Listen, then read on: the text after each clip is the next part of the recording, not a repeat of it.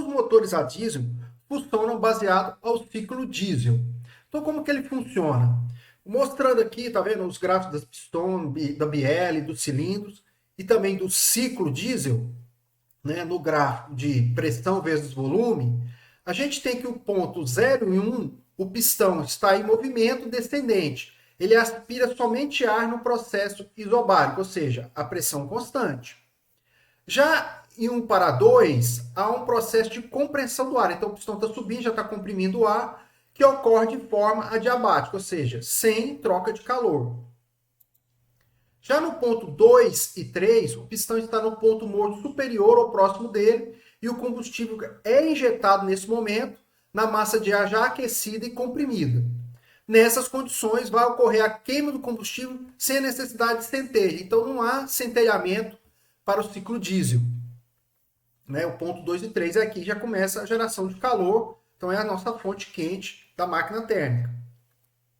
Em 3 e 4, a gente vai ter uma expansão adiabática dos gases aquecidos, então expande, então o pistão vai voltar, né? E no 4.1, a redução de pressão e troca de calor com volume constante. 4.1 a gente tem volume constante e já é troca de calor. Nesse ponto, e no ponto 1 e 0, ocorre a exaustão dos gases sob pressão constante. Então essa troca de calor vai ser com a atmosfera através da exaustão dos gases pelo escapamento.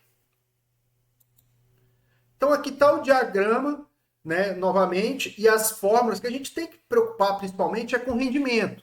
Quanto daquele calor que é gerado com a queima do combustível é efetivamente transformado em energia cinética, que vai ser transformada em energia elétrica. Então a equação do rendimento pela termodinâmica é 1 mais Q41 dividido por Q23, onde Q41 é o calor da fonte cedido, né, pela fonte fria, e aqui é o calor que a fonte quente fornece para o sistema. Então, para o processo isobárico 2, 3, o calor em joule por quilograma, ou seja, por unidade de massa, é o calor específico à pressão constante, vezes a diferença de temperatura no ponto 3, menos a diferença de temperatura no ponto 2. Já para a transformação isocórica 4.1, ou seja, volume constante, a gente tem que o Q4.1 é igual a calor específico a volume constante, de vezes T1, né, que é a temperatura no ponto 1, menos a temperatura no ponto 4. Então, substituindo o Q41 e o Q23 na equação do rendimento, a gente obtém essa equação total do rendimento do ciclo diesel em função das temperaturas nos pontos 1, 2, 3 e 4 e em função da relação do calor específico à pressão constante dividido pelo calor específico a volume constante. Então, tendo todos esses dados, a gente consegue achar o rendimento.